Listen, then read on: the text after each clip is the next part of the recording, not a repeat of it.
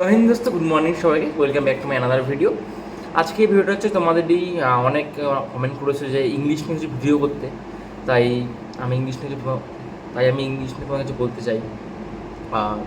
English বর্তমানে এখন যেহেতু 10 নম্বর, আগে এই ইংলিশটা ছিল 25 নম্বরে। অনেকে ইংলিশে ভয়, ইংলিশে আমি পারবো না, ইংলিশে কী হবে, এবার এমন একটা সবার মানে চিন্তা ভাবনা দেখতে পাচ্ছি আমি।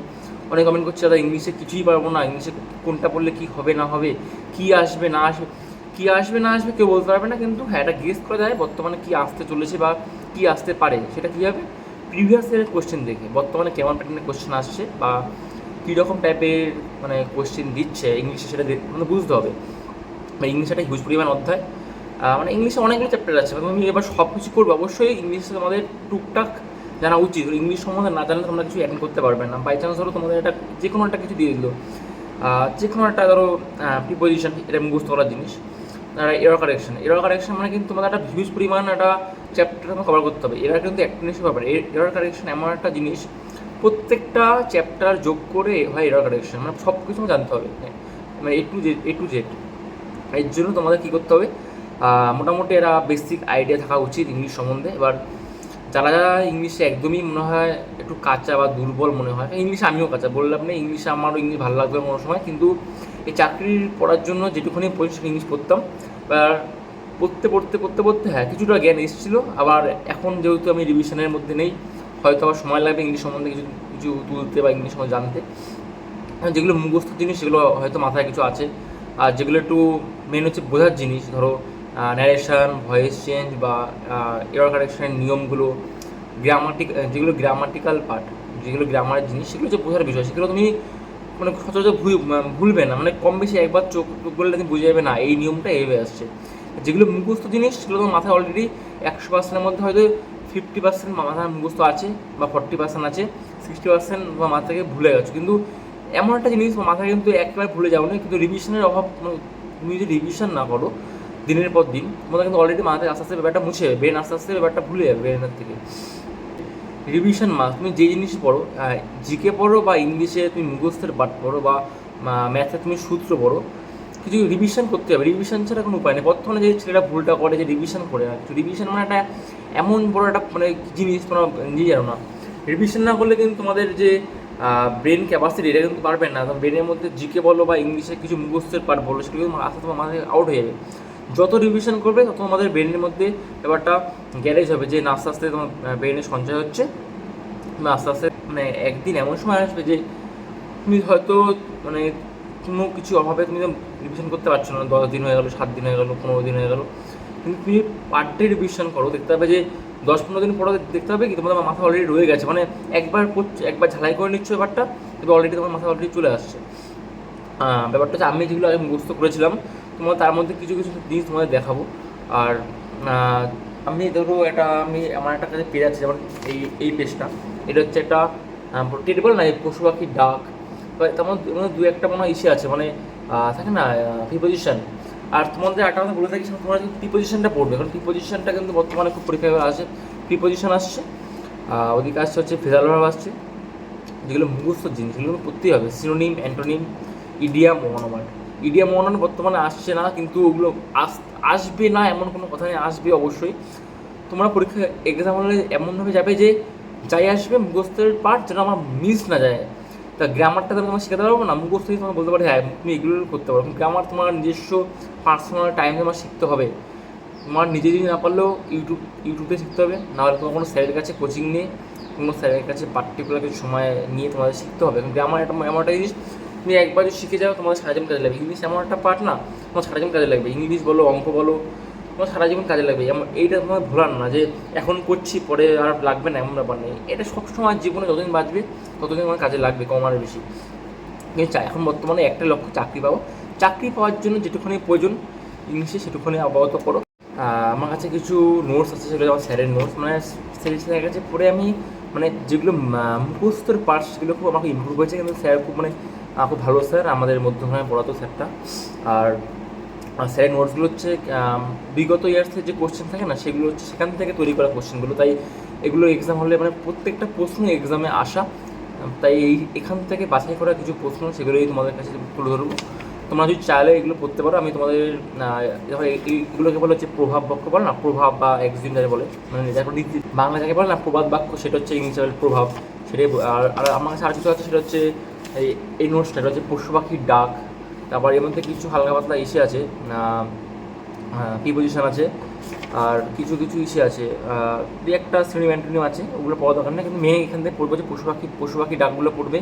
তারপর হচ্ছে এগুলোকে বলে হচ্ছে কালেকটিভ নাউন্স আছে কিছু কিছু। তারপর হচ্ছে কার মানে পশু পাখির বাচ্চাটা কী বলে, ধরো হাঁসের, ধরো ঘোড়ার বাচ্চাকে কী বলে, বাঘের বাচ্চাকে কী বলে, তারপর হচ্ছে বিড়ালের বেবিকে কী বলে, এগুলি কম বেশিগুলো আছে। বা কিছু কিছু এখানে মানে আর্টিকেল আছে কিছু কিছু, এগুলো পড়তে পারো। আমি তোমাদের এগুলো ফটো ভিডিও দেখাবো তোমাদের, এগুলো তুমি চাইলে তোমরা পড়তে পারো। আর আমার কাছে যেটা দেখাবো সেটা হচ্ছে এখন বর্তমানে এটা হচ্ছে আমার কাছে, এটা ফার্স্টে যে কটা আছে সেটা হচ্ছে স্পেলিং। তোমাদের ইংলিশে মোটামুটি যারা স্পেলিং করো তারা সমস্যা নেই, কিন্তু যারা কম বেশি স্পেলিং সম্বন্ধে না, বেশি স্পেলিং করবো না, ভালো লাগে না, এখানে খুব বেশি হয়ে 100 থেকে 100টার মতো মনে আছে, 100 থেকে 150 মনে নেই। এই কটা স্পেলিং যদি করো তোমাদের আশা করি স্পেলিংয়ে কিছু মনে লাগবে না, মানে এই কটা স্পেলিং করলে ব্যাস না পুলিশের জন্য, পুলিশ বলে না, যে কোনো মানে কম বেশি চাকরির জন্য এনাফ। স্পেলিং আসলে এর মধ্যে দিয়ে আসবে কম বেশি, 19-20 হতে পারে, 90% আসলে এখান থেকে আসবে, এর বাইরে আসবে না, একটুখানি গ্যারান্টি দিতে পারি। আমি যে কটা এক্সাম পরীক্ষা দিয়েছি, যেই কটা স্পেলিং এসছে কম বেশি এখান থেকে এসছে।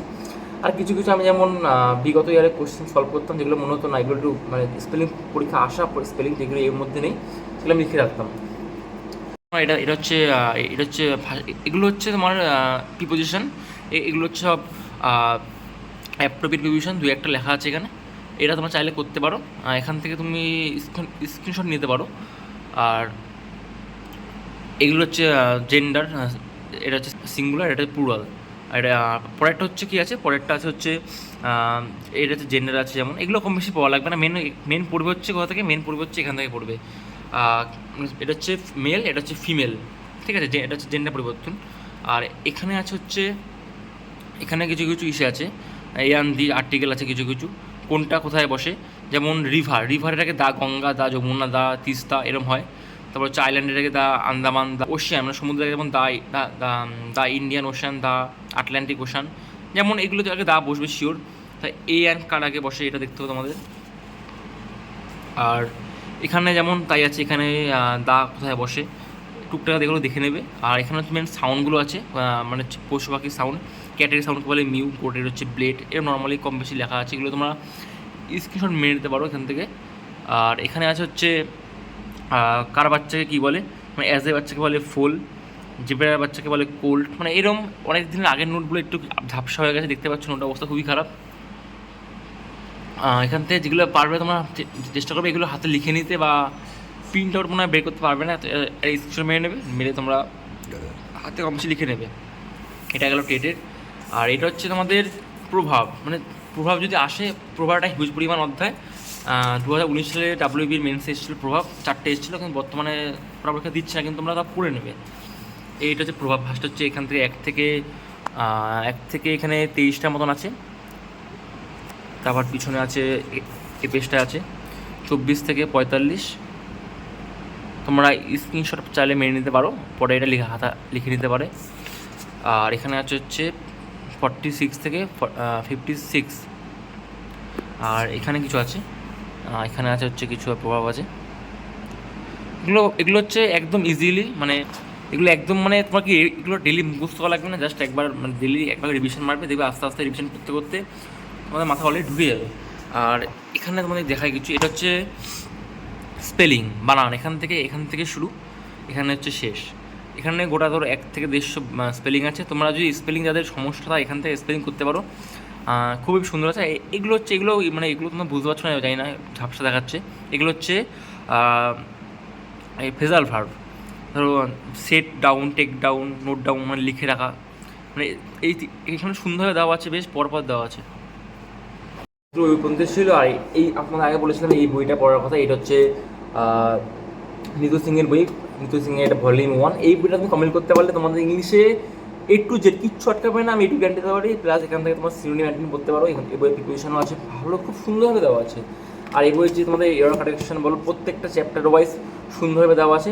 এই বইটা তোমরা কিনতে পারো, এই বইটা কিনলে তোমার ঠকবে না, একটু বলতে পারি। আর ইংলিশে তোমাদের তোমরা ইংলিশে মিনিমাম তোমাদের এইটুখানি মানে পড়তে এইটুকু বলতে পারি, যাদের ইংলিশ সম্বন্ধে কোনো জ্ঞানই নেই, এইটা পড়তে পারলে কম বেশি তোমাদের আস্তে আস্তে হতে হতে ইংলিশে 5, 6, 7 কমন পাবে, শিওর, গ্যারান্টি।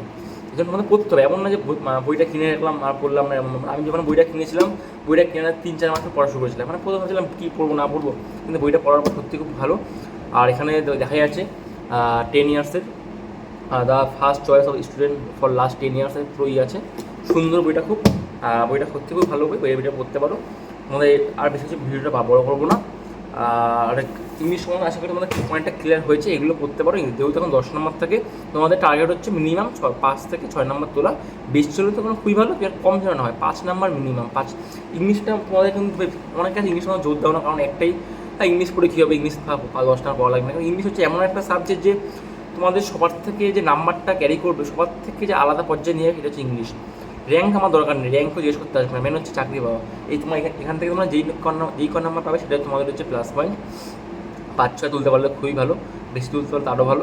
এইটা এমন একটা সাবজেক্ট মানে তোমাদের চাকরি পেতে তোমাদের মানে একদম চাকরি পাওয়ার একদম একদম কাছাকাছি তোমাদের নিয়ে যাবে ইংলিশ সাবজেক্টটা। কারণ তোমরা কম বেশি জিকে, জিআই আর হচ্ছে ম্যাথ সবাই কম বেশি ডেলি করো, ইংলিশটা তো কেউ করতে চাও না, একটাই ইংলিশের ভয়ের জন্য, বা ইংলিশ কী বলবো জানি না। ইংলিশটা তোমরা করো বলছি, খুব ভালো হবে। আর এইটুকু আর কিছু না। আর একটা বই বলেছিলাম তোমাদের এসটি বক্সি বইটা, ওই বইটা পড়তে পারো। ওই বইটা হচ্ছে খুব বেসিক দেওয়া আছে, খুব সুন্দর বই ওই বইটা। আর প্লাস হচ্ছে যে বইটা দেখালাম নিতু সিংয়ের এই বইটা ভলিউম 1, এই বই আরেকটা আছে ভলিউম 2 আছে, এটা একটু অ্যাডভান্স টাইপের, ওইটা পাওয়া লাগবে না। পুলিশের জন্য এই বইটা পারফেক্ট, পুলিশ বলে না, যে কোনো চাকরির জন্য খুব সুন্দরভাবে দেওয়া আছে এই বইটা। তোমাদের যদি কোনো কোয়েশ্চেন থেকে থাকে অবশ্যই কমেন্ট করে জানাবে। ভিডিওটা বেশি বড় করবো না, দেখা হচ্ছে পরবর্তী ভিডিওতে। জয় হিন্দ, বন্দে মাতরম।